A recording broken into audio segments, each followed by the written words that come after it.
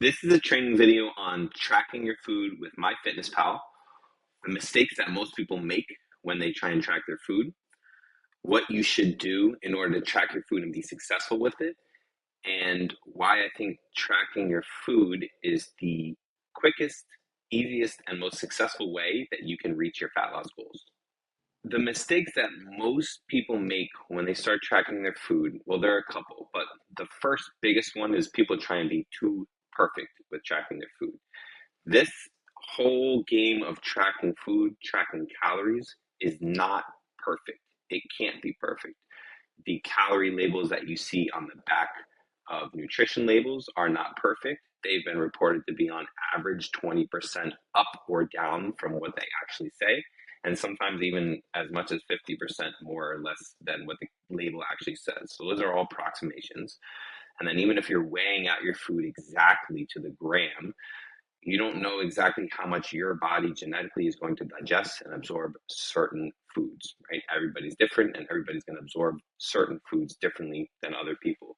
So we don't really know all that information. So all we have to do with this tracking is get close enough so that we can start to control some of the inputs and outputs and be successful with fat loss. That's all we're really trying to do with it. So number one, stop trying to be perfect with it.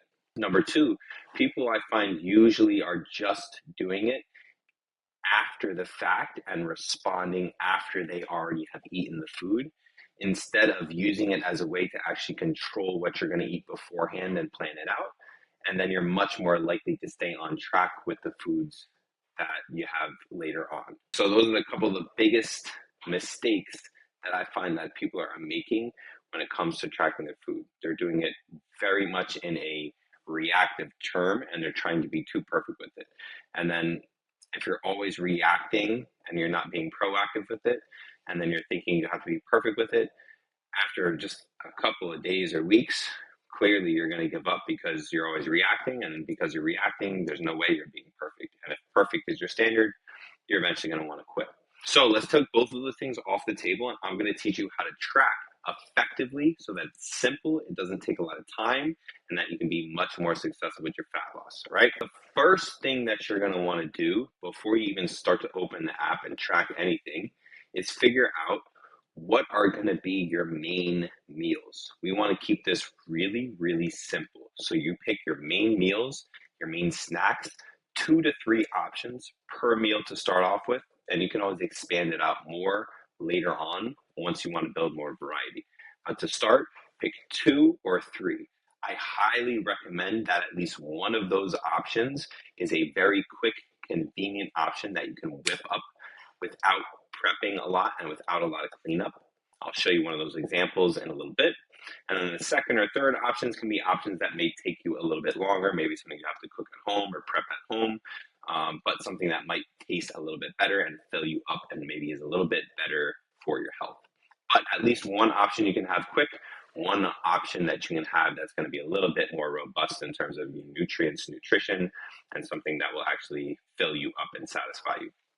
Once you have those basic foods and their basic portion sizes laid out, you're then going to use your app to track them and then save the meal or the snack. Most people never get to this step, and this is when it becomes very cumbersome each and every day to go back in and type in and find every single piece and every single ingredient for every meal or snack that you have. Not only search for it, but pick out the serving size of it and then put in every single option and make sure that you've done it right. That can take 5 minutes to do one meal or snack if you're doing it for the first time. So what I'm going to do is show you a much simpler way to do it, and this is how I want you to track your food so that you do it once and you never have to do it ever again unless you're changing the portion size of it, which you really shouldn't be doing that much. So check it out. I already did all this, so you don't have to just sit here and watch me search for these things, which I'll tell you took me like 3 to 5 minutes to search these and then type in the right portion sizes that I was going to do. But this is one of my go-to, I would say like 5 or 6 days out of the week, I'm having this for my breakfast.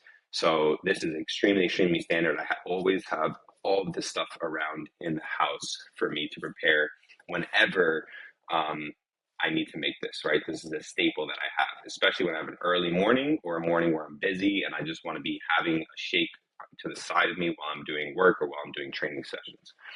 So you pick out and search for each one of these options here by simply going to add food once you get to your food log, and then you can search for any food that you have here, right? I'll search for my ProMix isolate protein powder here again, just so you can see, right? You search for it, you would click it, and then be able to choose one serving of 2 scoops and add it to your diary or see what the nutrition info is, right? I've already added it to my diary, so I'm not going to add it again.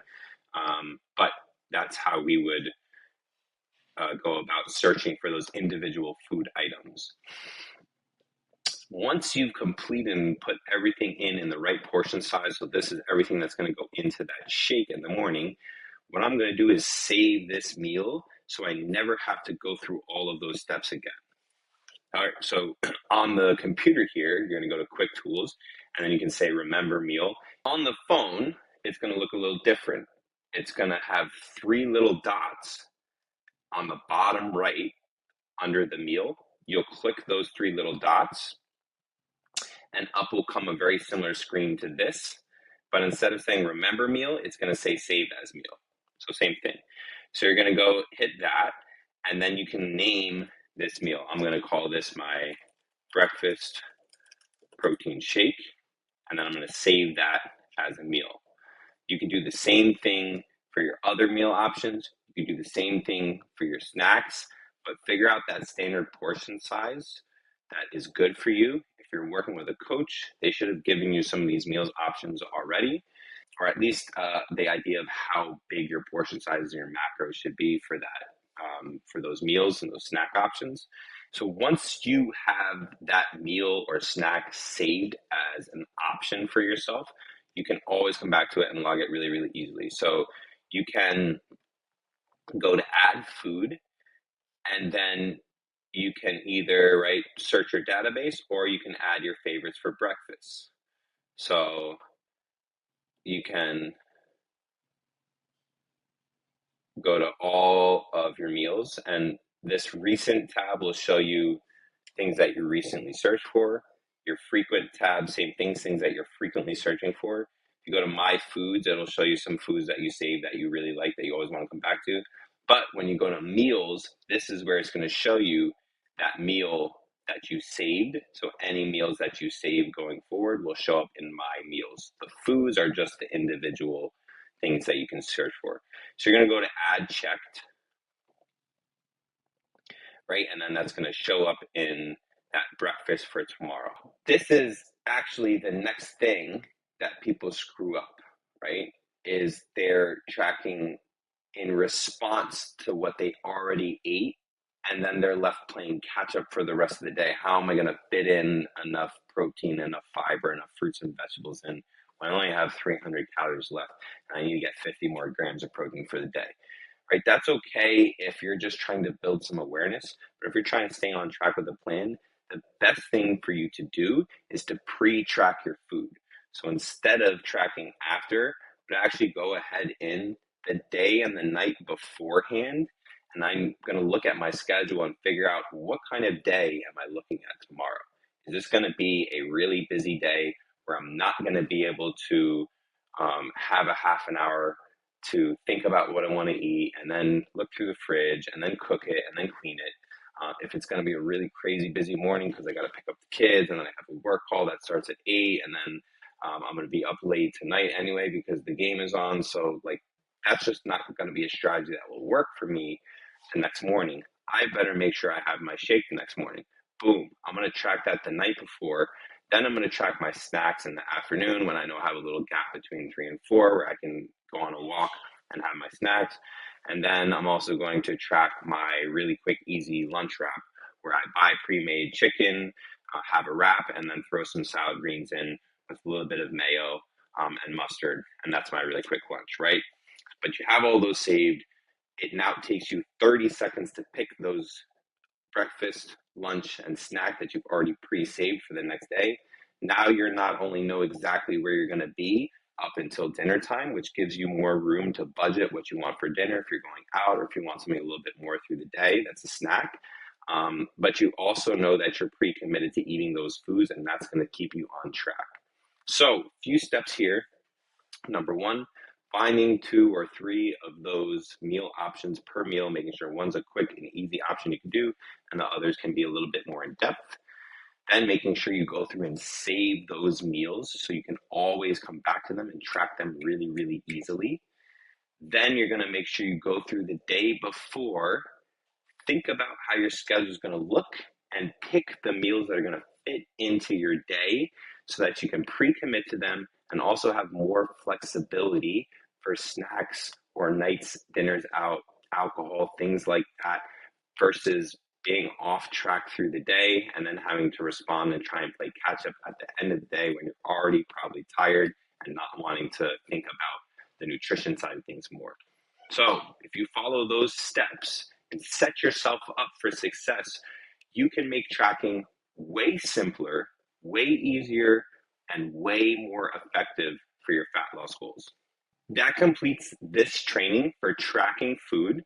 If you have any questions, feel free to leave a comment below on the video or send me an email at fitasbrook@gmail.com. You can also find me on Instagram, on Facebook, and send me a message there.